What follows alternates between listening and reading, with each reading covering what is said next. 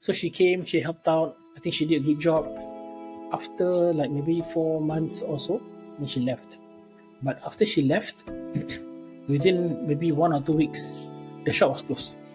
They spoke to the uncle. Uncle was crying to them over the phone. Uncle was saying that, look, what happened was, so the business owner said, what happened was his niece actually went to MOM and lodged a complaint against him, okay, for not paying her CPF. He paid off everything and he closed for good. Wow, that's sad. Just for like one small mistake that he did not know of. Yes. Because nobody told him. Yep. Is it? Yep. So it can happen to him, it can happen to any one of us. So just imagine, we took the photo, asked permission, spent money to actually go and do this thing. Wow. And then when it came, the day before, and the person disappeared. Just only the day before. But before this, did she agree to it? Yes, the person agreed. And then you can't even use the vendor lah because she disagreed. Yes. Okay. So it happened to us, it can happen to you too. It can happen to anyone too.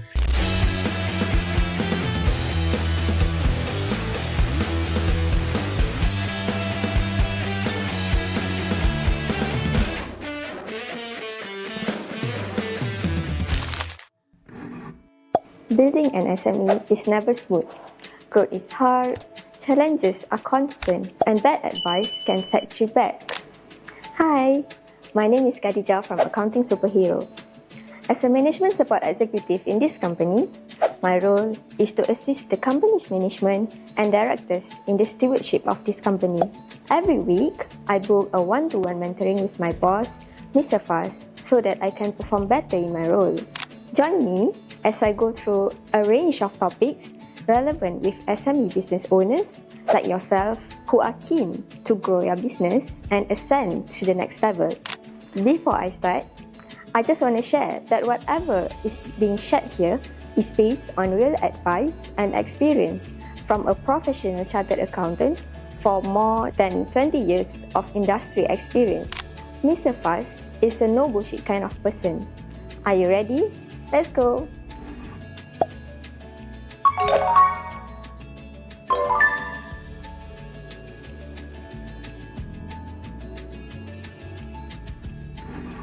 Okay, in today's one-to-one mentoring session, I would like to know more about hiring your first employee. So like, what are the benefits that clients should offer to their first employee? Because like we get a lot of requests from clients asking these questions. So, and then client mentioned that this is a big step for them. So in today's session, I would like to understand more about this. Okay. Like the must-have benefits and also the good-to-have benefits. Understand. Okay, Ken. I think this is a good topic, alhamdulillah. Okay, hiring your first employee, I think it's a very big step for all companies. And I also remember the first employee that we had. In fact, I always mentioned this before. I don't know whether you remember, but I still remember my first employee's IC number. Okay, yeah. Anyway, Wow. job hazard, being an accountant. Anyway, yeah, it's a very, very important thing to actually, it's a very important topic for us to go through lah. Right? There are things like labor laws that we must know. Every country is different, but so the context for my answer would be mostly for Singapore and for Malaysia lah. Okay, and I think it's very important for whoever's actually listening in today to make sure that you check with your country's labor laws, right? To make sure that you are in line with the requirements. Okay, and then make sure that we differentiate clearly between what is mandatory, the must-haves as you said just now, and what is optional. And optional ones is basically to stay competitive, so that people who join you want to keep on staying with the company. All right. Shall we jump in to the legal requirements or the mandatory benefits? Yeah, sure. I'd like to know more about this. Cool. Okay, I think the common ones are basically things like every company should make sure that they follow the payroll taxes, the competition, the way the competition is supposed to be done. Usually, the websites from the labor ministry will actually dictate, like for the first month of service, how to calculate the basis of pay. On the last month of service, how it's supposed to be calculated. Usually there are some formula that is supposed to follow. At the same time, things like how many days of work in the month, every month, January until December, for each year. Usually they will determine as well. So based on a 5-day week, how many days? 6-day week, how many days is determined. So it's very clear. Why is all of this important is because we want to make sure that it's fair to the employees. Right? They are being paid for their time, they're being paid for their attendance, they're being paid in accordance to their attendance or the number of days. It must be very, very transparent. Okay, so things like this we must follow, and at the same time, applicable laws, like for example, making sure that your taxes are actually being registered for the employee, the taxes are being paid for the employee. These things are important as well. So, in Singapore, things like the CPF fund, Central Provident Fund. In Malaysia, the Employee Provident Fund, EPF, equivalent, same. Make sure that the company, you as an employer for the company, applies to and registers for these things. So the company is registered, you have a CPF or EPF account, and you are able to make sure that these deductions are being done, contributions are being made, so all is compliant.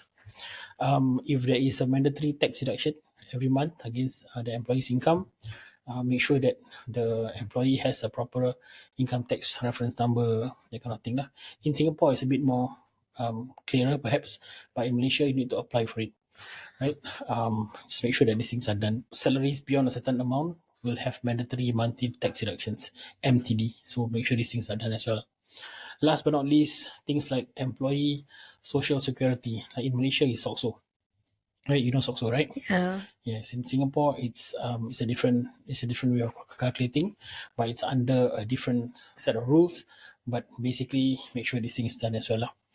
Okay, these are the basic stuff. You ready for number 2? Yes. Okay.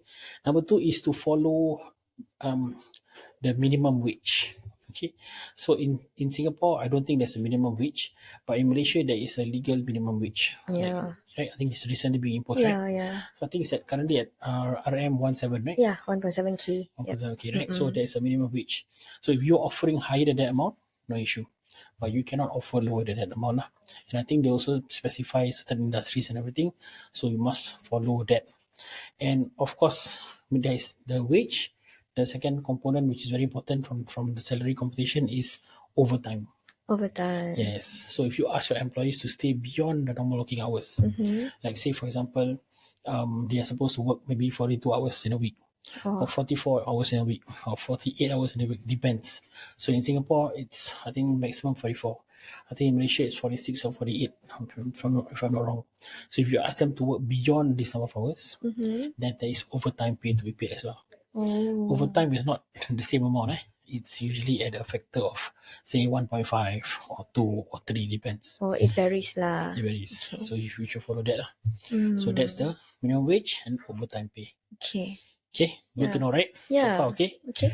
Right. Number 3, this will be paid leave requirements. Paid leave are things like vacation days, annual leave, you call it. So in 1 year, how many days of annual leave is given?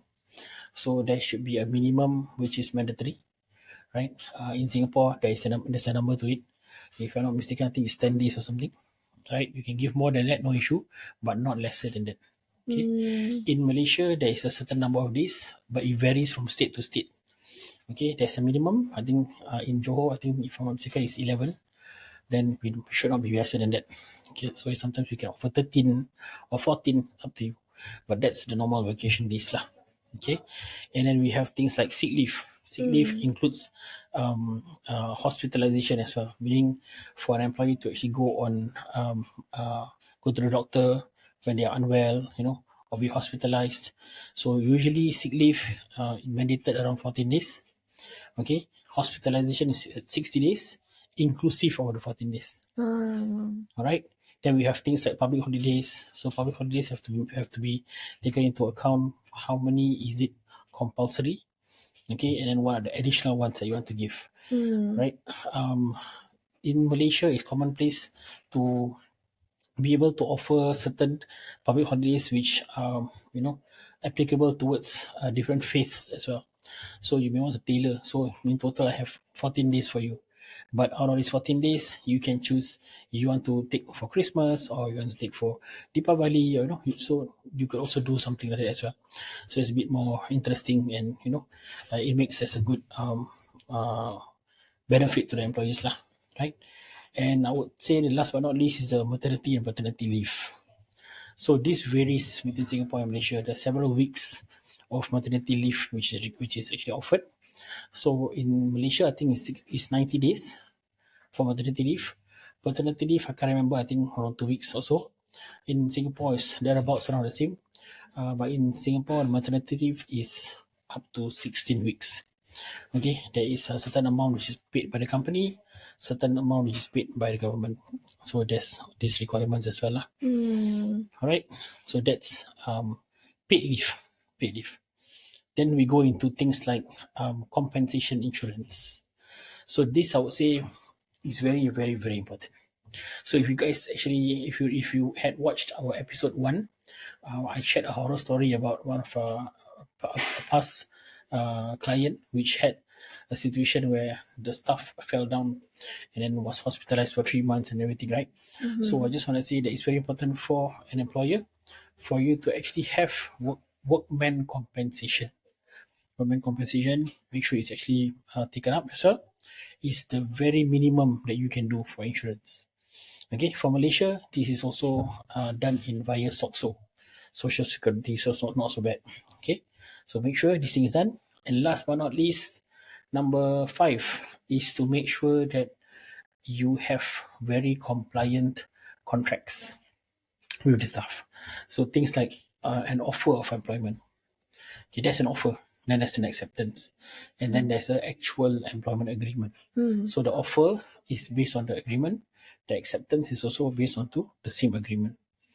Okay, so there's offer, there's acceptance. It includes things like what is the salary being offered, what is the actual working hours, what are the benefits that you are offering. Is there a probation period? That means a trial period, 3 months or 6 months, and how to terminate the agreement, and what are confidentiality clauses that you have, so what to keep secret in the company. So these are, I would say, the 5 things that every company must actually have mandatorily as a required benefit actually. I see. Thank you for your detailed explanation, Mr. Faz. So, I've already understand the employer responsibilities and also all the mandatory benefits that you have explained just now. But these are mandatory enough. But of course, there are optionals, right? So maybe you can just explain like what are the optionals that maybe clients can like take into account whether they want to take up or not. Okay, sure. So there are things which go beyond the mandatory items lah. And this is usually is to be able to attract new talent into the company, right? By telling them, look, apart from whatever's required, we have extras. Oh, okay. Okay, so at least it's an attraction point, and it's also for them to be happy to stay longer in the company. It's sort Just of to like a retain. benefit, like more benefits. Yeah, it's I a would say. benefit to retain them, to keep them. I see. Yes. Apart from those above lah. Yes, correct. Yeah. Okay, so there's a few. Maybe I'll just go into very important ones lah. Very important ones. Okay, number 1, I would say things like health insurance. So personally, I think this is the most important. Okay, so if as an employer, if we have set aside a budget, make sure our employees are covered, especially for hospitalization. Okay, so if anything happens to them, they go to hospital, they can get the necessary help that they need, and it's fully paid for, or basically essentially it's paid for to a high level. Okay, don't skimp on this lah. Meaning, especially higher level staff, you may want to be able to make sure that you get the highest amount of coverage, the highest like if you can throw in a bit of luxury, do so. And of course, as you go down the ranks in that sense, make sure at a very bare minimum you still do a very decent coverage for everybody. Okay, why I say so is because the ones who are higher up are usually very stressed out. Okay, a lot of responsibilities, right? That's the only reason why I'm saying that. But at the very least, everybody should be able to get a very decent coverage for hospitalization. Yeah. It helps a lot. Okay, because at that point in time you're already sick, you already went through some trauma. At least you know that this thing will be Yeah, settled. will be settled and And you'll taken be care taken of care of. lah. Yes, exactly. Yeah. So that Right. they don't need to like worry about that part. So Yes. they just need to worry about their recovery Getting back. lah. Yes, getting back Yeah. and getting back on track. Coming back stronger. Yeah. Yeah, hospitalization very very important. Another thing you can do if you have more, if you a bit more budget for this, is to go for private medical coverage as well. Okay, so there are many levels to it, but at the very least is to cover them a certain portion when they go and see a private medical practitioner. So they go to the doctor, they got fever or something. It may not cost much, but at least a certain portion is covered. It may not be full, but it's fine. At least it's a benefit lah. Yeah. Yeah. So health insurance, how does it sound? Important? Yeah, important because we can't know like we can't predict the future, right? And we don't know like what can happen to us lah basically. So if we have this health insurance, I think it would be perfectly like I think it would be perfectly okay lah. Yep. Awesome. Next, number 2, I would say very important is to actually have something like, okay, next optional benefit I would say is to make sure that you have a performance bonus and incentives structure. Okay, so make sure that you come up with something about, if you're in a business where you can do profit share, do profit share, commissions, year-end bonuses, performance oriented goals lah. So come up with your structure for this. Why? Because your employees are the ones that work with you together to build up the company, to get the results that you want, ultimately share the fruits of this particular labor that you have done together lah. So in order for you to do so, come up with your guidelines. Okay, be clear, be transparent, and then work hard, get the best outcome, and share the pie together. Okay, there's many things that you can do lah from here, but it's good to actually start with a proper plan. Yeah, correct. I think most employees actually don't just go for this, but they appreciate being in a company where this plan exists. Yeah. That's the first step. Yeah. So as an employer, think about that first lah. All right. Number 3, I would say, is to have flexible work options. Okay, so flexible work options. Coming up from COVID, we have worked from home, we have worked online, we have actually overcome a lot of hurdles lah. So non-traditional approach to work, right? Some things work, some things don't work so well. What I'm trying to actually come at is, it would be great if you can allow your employees to be able to have some flexible work arrangements where they're able to maybe take a certain number of days a year to work from home for whatever reasons. But you may want to impose a certain cap on it, certain conditions on it, but it is actually helpful, especially so when the staff intends to go on holiday. So before holiday they may want to do certain things, or be home, or be able to bridge between traveling or something like that, but they can work still in between, right? So it could still be a good option. So have a plan for flexible work arrangements. Think about how to make it work. So it's more on hybrid processors, making sure that you issue them laptops, making sure that if you need 4G or 5G internet connectivity on the go, these are all available as well. So you make it easy for them to be able to report to work and to get things done on the go. Yep, I think these are the important ones lah. I think later on I will share with you a list of what else you can do. Maybe another 2 more items or 3 more items that you can do as well as an optional benefit. This podcast has been brought to you by Accounting Superhero, your trusted partner for Zero and SME compliance in Singapore and Malaysia. Switch up to Accounting Superhero today. Now that you mentioned the mandatory and the optional benefits, right? So may I know like how do we start from here so that I can better explain to clients out there who are really interested to know more about this? I would say always start with the mandatory ones. Mandatory ones, Yes. yeah. So the mandatory ones are definitely here to stay. You need to actually offer this to stay legally compliant. So craft up all your legally required benefits. What happens if we don't state the mandatory ones, Then or we left out something? Yeah. then what happens is that you leave things to chance lah. That means if something goes wrong, then you might be put to task because it's not compliant with labor laws. Yeah. Right? So I think the understand. best is to follow what's required. Get your mandatory benefits prepared first. Stay compliant first. And then you go on to what can I afford? In a year, what's my additional budget that I have? So from this budget that I have, what can I offer which is extra? Okay, so just now I mentioned to you like the healthcare benefits, Yeah. insurances and all that, right? So start with the important ones. So this will come from the budget that you can set aside, the extra budget. Okay, and I would say always prioritize what the industry looks, what the industry will also prioritize or values the most. Like for So we need example, to do research a bit more lah. yes, I just want to offer this stuff. You must offer something which is relevant and what people basically want, what they value. Yeah. So if you remember, the third one I mentioned was to actually offer flexible working arrangements. Yeah, the So work from this is home. something which I think a lot of people will actually would really want to be able to have some flexibility, to be able to take a day and work from home. So as long as you know what people want generally or what the industry wants, offer that first. Yeah, so you have a budget for additional benefits. Go for the important ones and go for the ones which you know the industry would appreciate, right? And last but not least, think of. I always ask I always ask business owners to aspire to grow.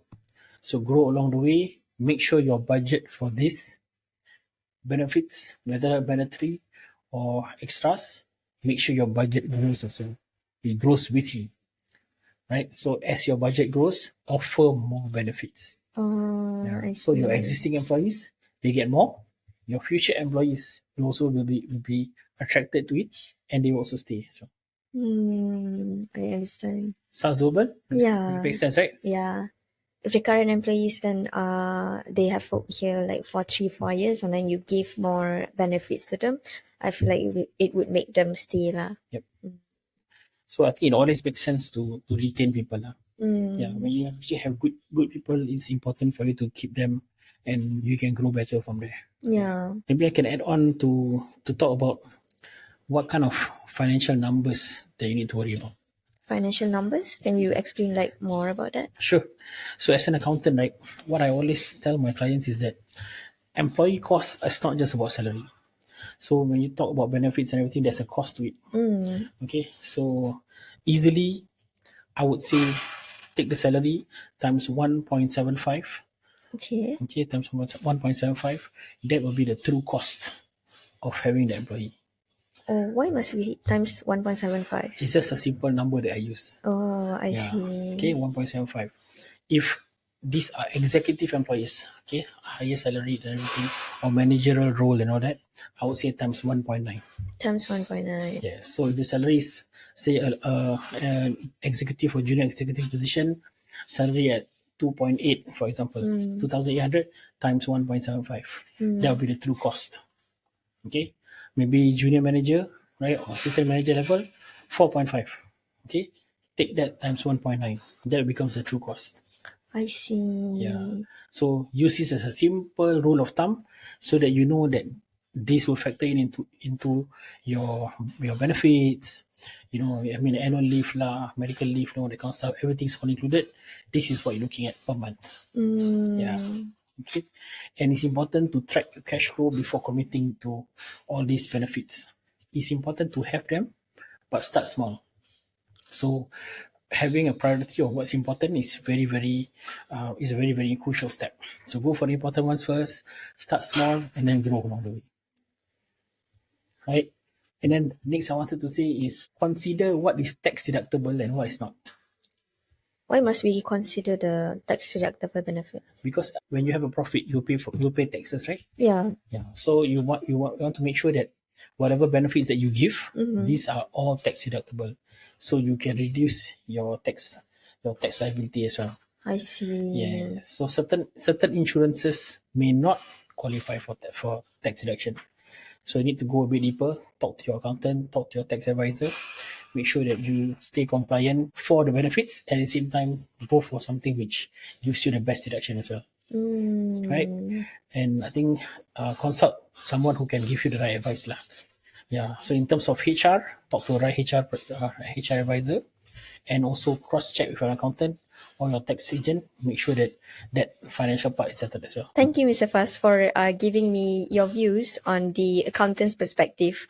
So, based on your experience, like maybe there are things that can go wrong in terms of employee benefits. Maybe I would like to know more about that. Okay. Yes, many things can go wrong actually. I think it's best for me to go through with you based on my experiences with some clients. Yeah, some scary stories that I can share. So I remember this very vividly when in the first few years of running business lah. I was actually at okay, hold on. Ken, I remember this vividly when I was in my first few years of running business. Okay, I think I only had maybe 2 or 3 employees lah, right? And then there is this one. This is not a client. It didn't happen to a client. It happened to someone that I know of. Okay, which was running a business selling like carpets, selling the tube for men, the jubah, jalabia, that kind of stuff, selling tasbih, selling songkok, Islamic clothes and all that lah. Yeah. This shop has been around for very, very many years lah. Okay, and then I think what this business owner did was he actually employed his niece. His niece was around, I think, 18 years old, 19 years old, not yet not yet going to start work. So this is just maybe after poly or going into poly or something like that lah. So just a student. So she came, she helped out. I think she did a good job. After like maybe 4 months or so, then she left. But after she left, within maybe 1 or 2 weeks, the shop was closed. So the neighbors also were calling the guy and asking him, "Where uncle, where you go?" No? Then someone close to me told me sorry. So what happened was they spoke to the uncle. Uncle was crying to them over the phone. Uncle was saying that, look, what happened was, so the business owner said, what happened was his niece actually went to MOM and lodged a complaint against him, okay, for not paying her CPF. Wow. Yeah. So what happened was he actually paid her salary for the 4 months. Yeah. I think it was around $2,000 or so, but he did not contribute in CPF because this is a very, very old man. I think he was maybe 70 years old. He didn't follow the rules correctly. Is it like he did not know, or he like intentionally not give the I think CPF? he didn't know because he's never hired anyone before. Oh, yeah, that makes sense. Yeah. So maybe whoever came to help him once in a while, maybe during Ramadan or something, these are all casual wages or something, like he didn't really hire someone. So this was the first time he hired, and it was his own niece. I see. Okay, but he didn't pay any CPF because I think he didn't know. So she made a complaint. He was investigated. It was proven that he was paying her salary. There's no agreements signed, nothing. So there's no agreement. There's no agreement because he just agreed, okay, I pay you 2,000 every month on that kind of thing. And then he paid. But then there's no CPF, there's no agreement, nothing. But under the law, even if you don't have an agreement, it's verbal. Oh. Okay, and since you can prove that there was a payment, right? So legally, contractual employment has existed. So he was taken to task. He was asked to pay, fines and everything. I think like $20,000 or so. Wow. So it's not just about the amount which he didn't contribute, but there was an investigation. He was found guilty and all that. So what happened was his shop closed for good. For good? Just because of this thing. Oh, wow. So all his stock items, he actually go and sell it, clear it off and everything. Whatever amount that he got, he paid off everything, and he closed for good. Wow, that's sad. Just for like one small mistake that he did not know of. Yes. Because nobody told him. Yep. Is it? Yep. So it can happen to him, it can happen to any one of us actually. Yeah. Right? Yeah. Scary, yeah? Yeah, because that's why we need to like know all these informations before we hire an employee. So true, so true. I can share with you one more. Yeah, maybe Can. you can share another one. Can. This one is more on this happened to our own company long time ago. Okay, so what happened was we wanted to actually participate in an event, and then we're gonna have a small booth. So we're gonna put up a banner, small banner, to show a certain accounting product. So what happened was we asked one of our employees, "Hey, can I take a photo of you? Holding the iPad and showing that you are doing this work. It will be superimposed there, and then we'll put it onto the banner lah." So the person said, "Yeah, no problem, everything." So we took the photo, we got it done, we got the banner printed out. So the banner came the day before the event, which is on a Friday. So the event will be on a Saturday.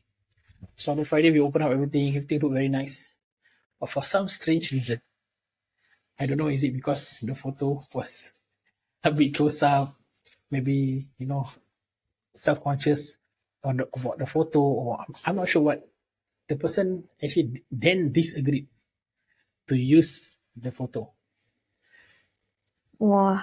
Okay, so just imagine, we took the photo, asked permission, spent money to actually go and do this thing, and then when it came, the day before, and the person disagreed. Just only the day before. But before this, did she agree to it? Yes, the person agreed.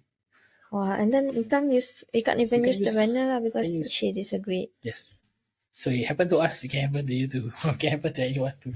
So yeah, this is another thing that can happen. So I guess what I want to share here is make sure that under the category of agreements. So aside from the normal employment agreement, if you know that you're gonna be taking some photos and everything, make sure you have a media consent form. Make sure the employee sends it. Apart from this, this is something which is relevant for all businesses. Every business will have their own secrets. Okay, certain know-how, certain databases, certain whatever know-how that you don't want people to know. Make sure you cover this with a proper agreement as well. This will be called a non-disclosure agreement. So it has like some black and white there lah. So Yes. even if the staff disagrees, we can still use it because she already signed the For the NDA. media, yes. But for non-disclosure, this will prevent a situation where an employee were to use the information that is inside the company to their own benefit. So they can't steal the information, or they can't use the information. I see. Yeah. I can share with you one scary story about this matter also actually. Wow. Okay, so What is it? again, this one also happened to us. Okay. Really? Yeah, happened to us. But luckily it wasn't so scary lah. So long time ago, we were doing a very highly specialized accounting service for this one client. Okay, we were acting as their finance department behind the scenes lah. So currently we still do it as treasury services, but it's a bit more simplified. At that point in time, we were doing it a bit more tailored, very very tailored. So for this client, we did everything. We conceptualized how to actually to redo or revamp their whole invoicing, the way they raise invoices. So we actually captured all the data. We came up with a system to be able to come up with invoicing done very, very, very fast. So we automated it a bit and all that. And all of this way of doing things was our technical know-how.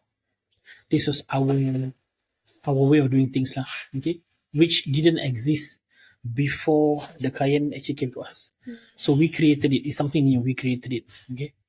So what happened was we were with the client for a couple of years, and everything went very smoothly and everything. What happened was the client decided to get married to one of our staff. What a small world. Interesting, eh? So the client decided to get married to this staff member who was handling this case. Wow. Okay, so what happened was when the staff member decided to get married, so we informed her lah. Look, I think this will become a conflict of interest lah, right? And we also spoke to the client, so we agreed both sides to amicably terminate the agreements lah. Okay, right? But what happened was the staff member actually decided to copy all the things that we have done. Okay, save all the information that we have created, and basically attempted to steal Steal all our the know-how. Yes, documents, all the know-how. all the details, Yes, so that they can sort of like apply it to the husband's company. yes, correct, true. Wow, So that what was an ethical way to do it. yes, but that's what happened.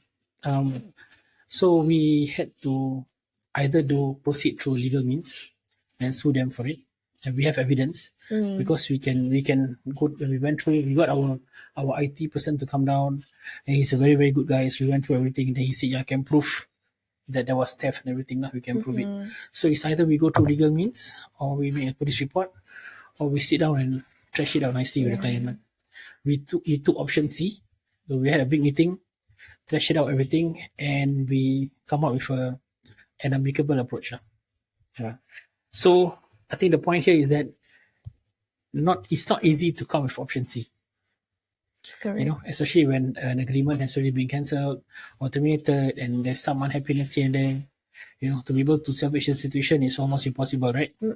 So at that point in time, then you have to go through legal means or go through maybe a police report or something. But these bad things have happened lah.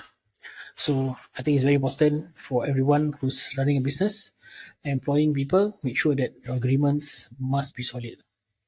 Yeah. So these are my horror tales for you. Wow, that's really surprising. All the horror stories. So I would like to recap from today's session. So first of all, we need to understand the total cost of hiring. So this is about the 1.75 times or 1.9 times from the total cost of employees that you said just now. Okay, the second one is set up a proper payroll system. This is to use the payroll software, an accountant, or a payroll service to ensure that your system is compliant. Yep. Okay, and also the third one is to know your legal obligations. So basically, employee benefits and contracts are a must-have, and also every country has different requirements for social security, pension contributions, workers' compensations, and also the employee contracts. Correct. Okay. Yeah. And then the last one is to create a simple but effective employee benefits plan. Yep. So basically, we don't have to offer everything at once. So start with the legally required benefits, and as your business grows, then only we can do the optional ones lah. Basically. Add them on lah, bit by bit, yeah. Yeah, I understand. So I think if we do this as an employer, we can hire with confidence while keeping our finances under control. Exactly, Khadija. Yes. So did you enjoy this topic? If you enjoy this topic and you would like to get to know more, look for our bonus freebie, which is checklist for onboarding your first employee. You can download this from the FTA website. Like, share, and subscribe to our channel. Bye! In the next episode, we uncover another interesting topic. I've just inherited a business. What now? What you need to know? What you need to do. Join us as we uncover your role as a business owner and how to manage this role effectively.